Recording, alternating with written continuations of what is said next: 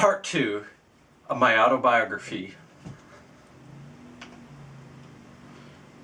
In 2003, I was 18 and 19 years old.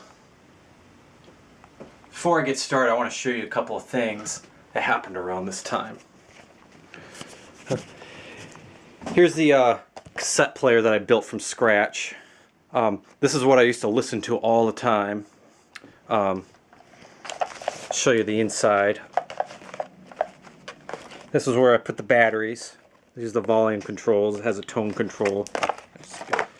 Here's the inside of it. Circuit board I made from scratch. See that big old capacitor there? I think it's beautiful. Something I created.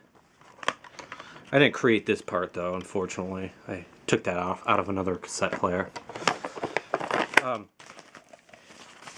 Here's some other electronic projects. This is a siren. You put the battery in here and it makes a whirling sound. Unfortunately, I don't have any 9-volt batteries here, or else I would have been able to show it. Here's some, when I design projects, here's some examples of some schematics that I drew before building the circuit boards.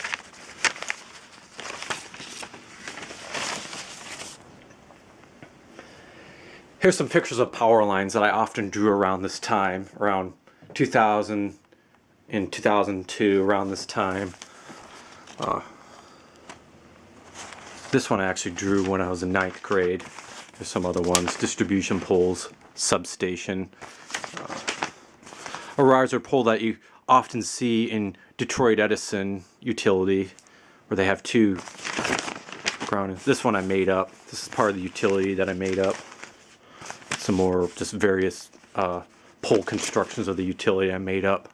Some high voltage transmission lines from utility that I made up through her 345,000 volt range. This is a listing of all different kinds of electromagnetic frequencies. If they're at certain frequencies, they can actually alter your moods. Like this one gives you actually negative feelings. But this one gives you like positive feelings if it's in like the 8 hertz range. So if you play a electromagnetic frequency and connect it to like a electromagnet, it can actually alter your moods. When I'm going to talk about when I used to row. Here's all the medals I used to.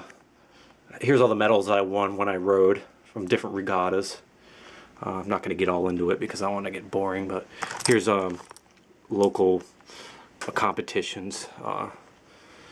This one was from Grand Rapids. These are freaking lame. I don't know why they gave us these, but this was in Tennessee and I won 1st place and 2nd place. This one was probably the biggest accomplishment, 2nd place, Midwestern region. Here's the jerseys that I used to wear.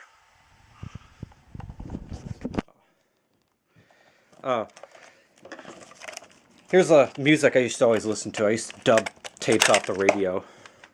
This one's from actually this year. Let's see if I play it. Yeah. Unfortunately, this doesn't work right now. I broke it, so I'm just gonna play it off of here. Come on.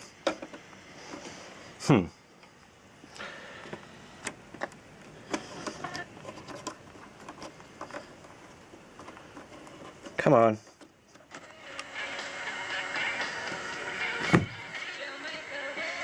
Oh God.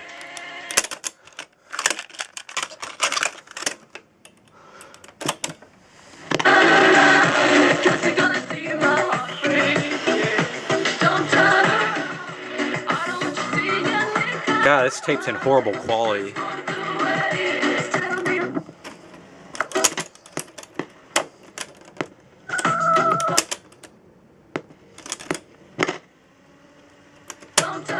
Yeah. Alright. Let's talk about the year. Alright. This year I set a lot of goals to improve my learning abilities, social skills, and especially my spiritual awakening, which I realized in 2002. Finding inner peace was my major goal amongst all the other goals. I understood I was behind in in a lot of things I knew compared to others, and that I struggled in learning things as easily compared to other people. I felt I should set goals for myself to improve on these areas. I decided that improving on my reading skills some more and reading a variety, reading a, read a variety of different books would help. I also wanted to work on what I learned at the end of 2002, finding inner peace by learning how to spiritually awaken. I understand that if I mastered living life in a positive way, unconditionally loving, unconditionally pleasurable, in a sufferless perspective, which Joshua David Stone called the God perspective, by being disciplined on how I look at things, I would eventually not be bothered by anything and be closer to God, and that would bring me to a great, forever, ever lasting inner peace. And I think that would be amazing. I didn't exactly know what being closer to God spiritually really meant, really. I just knew it meant getting to the point where I'm always in a state of peace and nothing would make me suffer. In other words, being positive. I couldn't think of anything better than that, so I put this goal above this goal above everything else, even though I felt reading and making friends was important too.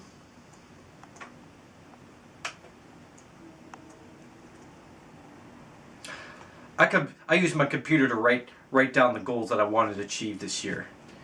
Here's an example of the goals that I did this year. Actually, this was from 2002. This is the year of change. Here's a list of the habits, the goals of the different habits I wanted to break. Here's the logo. I made a t-shirt with the logo. I still wear it, actually. And from this year, 2003, here's the goals that I put for 2003.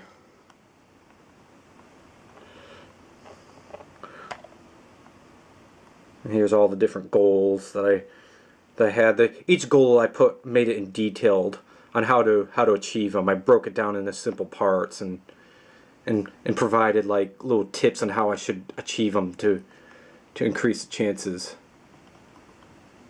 Gets kind of lengthy. And then here's some awards to drive me in achieving them.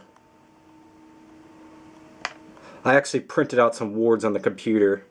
Let me see if I could show you a couple. Here we go, awards. It's all on PowerPoint. Here's a. This is called the newspaper award. If I read a certain amount of newspapers this year, I give myself this award that I've actually like created on the computer.